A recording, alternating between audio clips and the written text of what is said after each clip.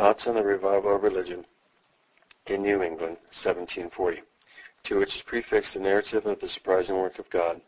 in Northampton, Massachusetts, 1735, by Jonathan Edwards.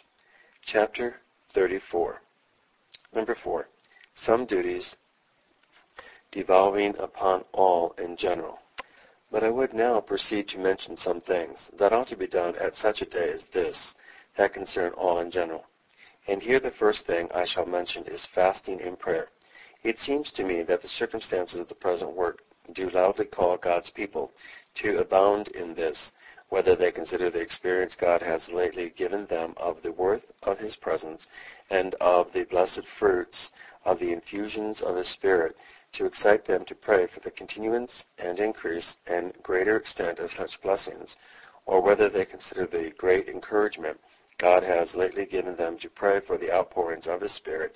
and the carrying on of this work by the great manifestation He has lately made of the freeness and riches of His grace, and how much there is in what we have seen of the glorious works of God's power and grace to put us in mind of the yet greater things of this nature that He has spoken of in His Word, and to excite our longings for those things in hopes of their approach, or whether we consider the great opposition that Satan makes against this work and the many difficulties with which it is clogged and the distressing circumstances that some parts of God's church in this land are under at this day on one account or another. So is God's will, through this wonderful grace, that the prayers of His saints should be one great principal means of carrying on the designs of Christ's kingdom in the world. When God has something very great to accomplish for His church, it is His will that there should precede it the extraordinary prayers of His people, as is manifested by Ezekiel chapter 36, verse 37. I will yet for this be inquired of by the house of Israel, to do it for them, together with the context. And it is revealed that when God is about to accomplish great things for His church, He will begin by remarkably pouring out the Spirit of grace and supplication. Zechariah 12, verse 10. If we are not to expect that the devil should go out of a particular person that is under a bodily possession without extraordinary prayer, or prayer and fasting, how much less should we expect to have him cast out of the land and the world without him?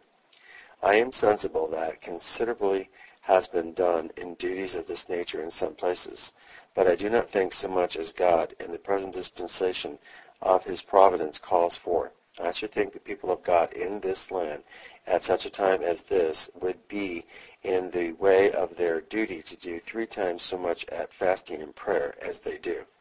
not only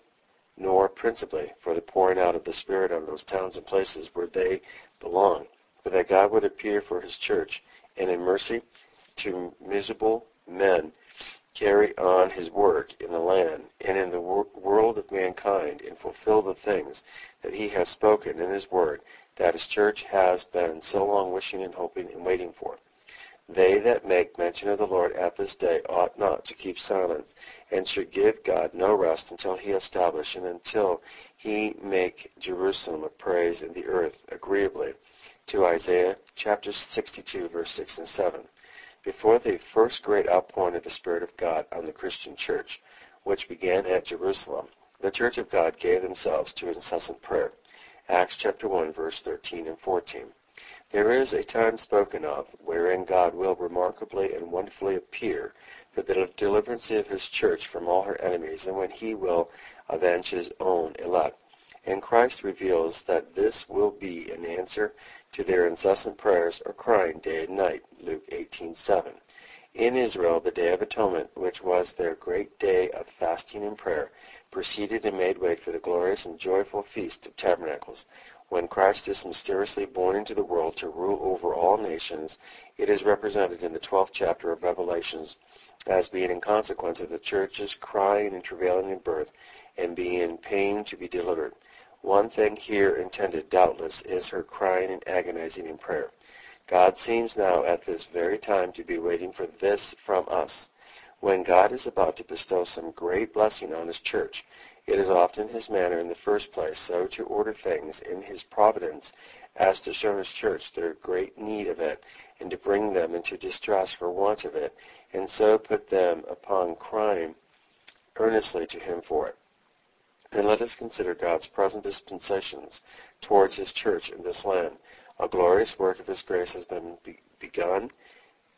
and carried on, and God has of late suffered innumerable difficulties to arise that do in a great measure clog and hinder it, and bring many of God's dear children into great distress. And yet he does not wholly forsake the work of his hand. They are remarkable tokens of his presence, still to be seen here and there, as though he was not forward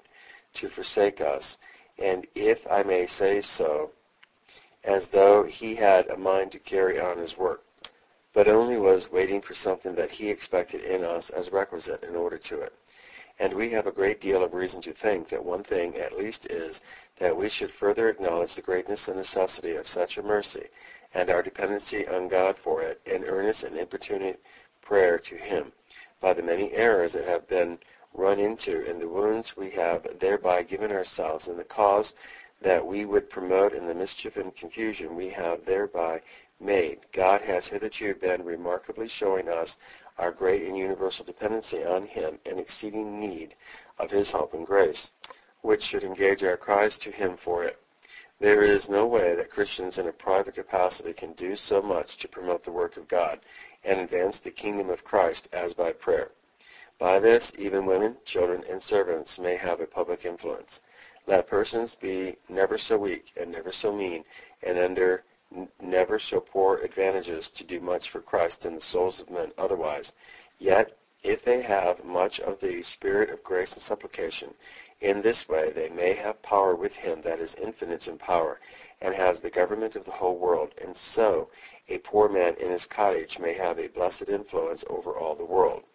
God is, if I may say, at the command of the prayer of faith, and in this respect is, as it were, under the power of his people. As princes they have power with God and prevail. Though they may be private persons, their prayers are put up in the name of a mediator, that is, a public person, being the head of the whole church and the Lord of the universe. And if they have a great sense of the importance of eternal things and concern for the precious souls of men, yet they need not regret it that they are not preachers. They may go in their earnestness and agonies of soul, and pour out their souls before one that is able to do all things, before him that may speak as freely as ministers. They have a great high priest, though through whom they may come boldly at all times, and may vent themselves before a prayer-hearing Father without any restraint. If the people of God at this day, instead of spending time in fruitless disputing and talking about opposers and judging them, and adverting upon the unreasonableness of their talk and behavior, and its inconsistency with true experience, would be more silent in this way and open their mouths much more before God, and spend more time in fasting and prayer, they would be more in the way of a blessing. And if some Christians in the land that have been complaining of the ministers and struggling in vain to deliver themselves from the difficulties they have complained of under their ministry, had said and acted less before men, and had applied themselves with all their might to cry to God for their ministers, had it as it were risen and stormed heaven with their humble, fervent, and incessant prayers for them, they would have been much more in the way of success. God in his providency, appearing at the present state of things especially, calls on his people in New England to be very much in praying to him for the pouring out of the Spirit upon ministers in the land. For though it is not for us to determine concerning particular ministers how much they have of the Spirit of God, yet in the general it is apparent that there is at this day need of very great degrees of the presence of God with the ministry in New England, much greater degrees of it than have hitherto been granted. They need it for themselves, and the Church of God stands in extreme need of it. In days of fasting and prayer, wherein the whole church or congregation is concerned, if the whole day, besides which is what is spent in our families, was not spent in the meeting house, but part of it in particular praying companies or societies, it would have a tendency to animate and engage devotion more than if the whole day were spent in public, where the people are no way active themselves in the worship any otherwise than as they join with the minister. The inhabitants of many of our towns are now divided into particular praying societies. Most of the people, young and old, have voluntarily associated themselves in distant companies for mutual assistance in social worship in private houses. What I intend, therefore, is that days of prayer should be spent partly in these distant praying companies. Such a method of keeping a fast as this has several times been proved in the forenoon, after the duties of the family and closet, as early as might be. All the people of the congregation have gathered in their particular religious societies, companies of men by themselves and companies of women by themselves, young men by themselves and young women by themselves, and the company of children in all parts of the town by themselves, as many as were capable of social religious exercises, the boys by themselves and the girls by themselves, and about the middle of the day at an appointed hour. All have met together in the house of God to offer up public prayers and to hear a sermon suitable to the occasion, and then they have retired from the house of God again into their private societies and spent the remaining part of the day in praying together there, accepting so much as was requisite for the duties of the family and closet in their own houses. And it has been found to be of great benefits to assist and engage the minds of the people in the duties of the day. I have often thought it would be a thing very desirable and very likely to be followed with a great blessing, if there could be some contrivancy that there should be an agreement with all God's people in America that are well affected to this work to keep a day of fasting and prayer to God, wherein we should all unite on the same day in humbling ourselves before God for our past long continued lukewarmness and unprofitableness, not omitting humiliation for the errors that so many of God's people that have been zealously affected towards their work, through their infirmity and remaining blindness and corruption, have run into, and together with thanksgiving to God for so glorious and wonderful a display of His power and grace in the late outpourings of His Spirit, to address the Father of mercies with prayers and supplications and earnest cries, that He would guide and direct His own people, and that He would continue and still carry on this work, and more abundantly and extensively pour out His Spirit, particularly that He would pour out His Spirit upon ministers, and that He would bow the heavens and come down and erect His glorious kingdom through the earth.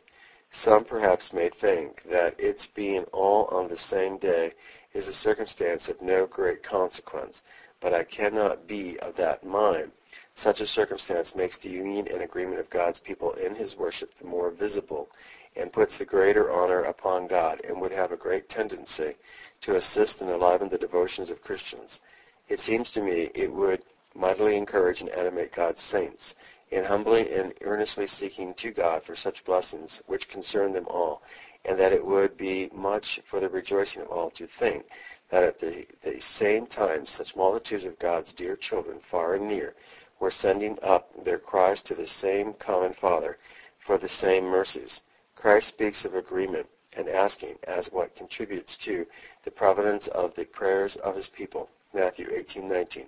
Again I say unto you, that if any of you shall agree on earth as touching anything that they shall ask, it shall be done for them of my Father which is in heaven.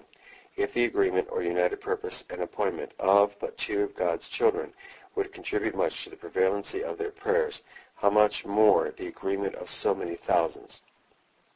Christ delights greatly in the union of His people, as appears by His prayer in the 17th of John, and especially is the appearancy of their union in worship lovely and attractive unto Him. I doubt not but such a thing as I have now mentioned is practicable without a great deal of trouble. Some considerable number of ministers might meet together and draw up a proposal, wherein a certain day should be pitched upon as a sufficient distance, endeavoring therein to avoid any other public day that might interfere with the design in any of the provinces, and the business of the day should be particularly mentioned, and these proposals should be published and sent abroad into all parts, with the desire that as many ministers as are disposed to fall in with them would propose the matter to their congregations, and having taken their consent, would subscribe their names, together with the places of which they are ministers, and send back the proposals, thus subscribed to the printer. The hands of many ministers might be in one paper, and the printer, having received the paper thus subscribed with all the providences, might print the proposals again, with all the names, thus they might be sent abroad again with the names, that God's people might know who are united with them in the affair. One of the ministers of Boston might be described to have the oversight of printing and dispersing the proposals. In such a way, perhaps, might be fulfilled in some measure such a great mourning and supplication of God's people, as is spoken of in Zechariah 12, with which the church's glorious day is to be introduced. And such a day might be something like the Day of Atonement in Israel, before the joyful Feast of Tabernacles. One thing more I would mention concerning fasting and prayer, wherein I think there has been a neglect in ministers, and that is that although they recommend and much insist on the duty of secret prayer in their preaching, so little is said about secret fasting. It is a duty recommended by our Savior to his followers, just in like manner as secret prayer is, as may be seen by comparing the 5th and 6th verses of the 6th chapter of Matthew with verses 16 through 18.